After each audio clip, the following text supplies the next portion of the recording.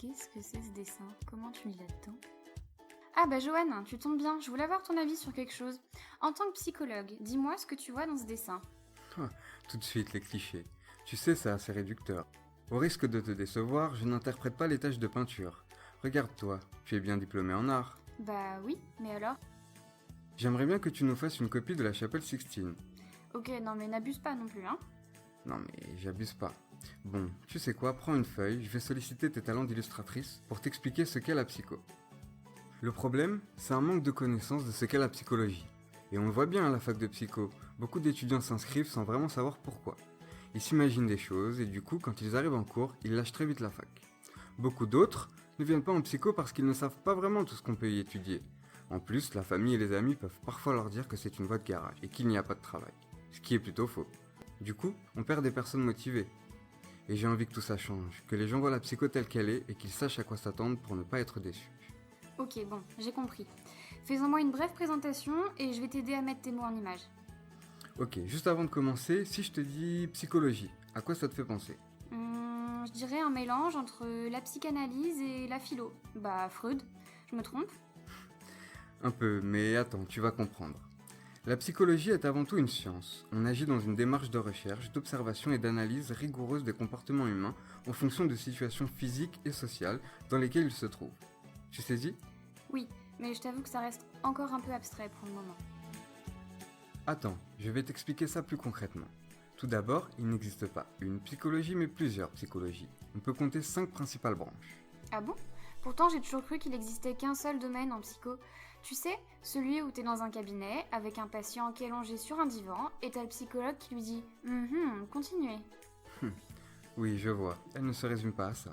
Si je devais te présenter une première branche, je choisirais la psychologie sociale, puisque c'est ce que je fais, c'est la plus intéressante et de surcroît, c'est la meilleure. Bah oui, évidemment.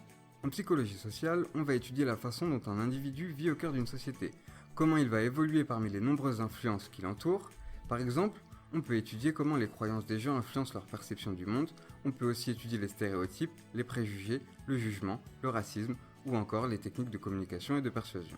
Ah oui, mais du coup, vous pouvez travailler dans le domaine du marketing, de la com, ou encore de la pub, non? Exact, tu peux aussi travailler dans le domaine de la prévention au niveau de la santé et de l'environnement. La psychologie sociale est une discipline complète qui demande même de connaître un peu comment fonctionne la cognition humaine. La quoi? La cognition humaine, c'est ce qu'on explore en psychologie cognitive. On va y étudier le fonctionnement du cerveau humain, comment l'individu apprend, comment il comprend et analyse une situation. On étudie la perception, la mémoire, la motivation, la prise de décision, l'apprentissage, le langage, etc. Tu peux me donner un exemple, s'il te plaît? Par exemple, si tu étudies le langage, tu peux travailler sur l'apprentissage des langues étrangères. Ah oui, en fait, c'est vous qui développez certaines interfaces internet, des outils pédagogiques ou encore des plateformes d'e-learning. Voilà, on axe aussi beaucoup nos recherches sur les nouvelles technologies de l'information et de la communication, voire même sur les jeux vidéo. Mais du coup, dans tout ça, pardon, hein, mais vous n'étudiez pas les fous? Enfin, je veux dire, les personnes qui vont en hôpitaux psychiatriques? Alors déjà, on ne parle pas de fou, c'est assez péjoratif comme terme. Je dirais plutôt qu'on peut être amené à travailler avec des personnes en souffrance, mais ça, c'est le domaine de la psychologie clinique. Ah mais on est d'accord, vous soignez quand même les gens. En fait, oui. En clinique, on va chercher à comprendre et expliquer le fonctionnement psychique humain, ses troubles et ses dysfonctionnements. Par exemple, tu peux étudier les troubles de la personnalité, les névroses, les troubles bipolaires, mais aussi tout simplement la dépression. Tu as différentes approches et on utilise beaucoup d'entretiens et de tests. Mais Freud dans tout ça? Alors justement, Freud fait partie du courant psychanalytique, mais en psychologie clinique, tu as beaucoup d'autres courants, comme les thérapies cognitivo-comportementales, ou encore les thérapies systémiques. Je comprends mieux maintenant. Il nous reste encore 2 branches à développer. Continue. Bien, je vois que tu suis. Maintenant, on va aborder la psychologie du développement. On étudie ici le développement du comportement et de l'identité humaine, de la naissance à la vieillesse. Tu peux donc tout autant accompagner des enfants, des adultes que des personnes âgées. Tu peux travailler en milieu scolaire, en cabinet, dans des hôpitaux ou au sein d'autres structures plus spécialisées. Ok. Et du coup, il nous reste... La psychologie du travail.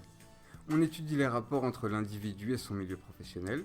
Le psychologue va intervenir à différents niveaux, du recrutement à la formation, jusqu'à la gestion des carrières. On aborde aussi des thématiques comme le stress et le bien-être au travail.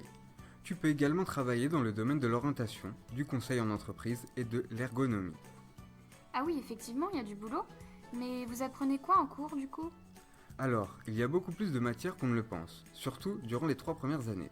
Par exemple, on a des cours de statistique, de biologie, de psychologie expérimentale, de sociologie, etc. C'est beaucoup plus varié qu'on ne le croit.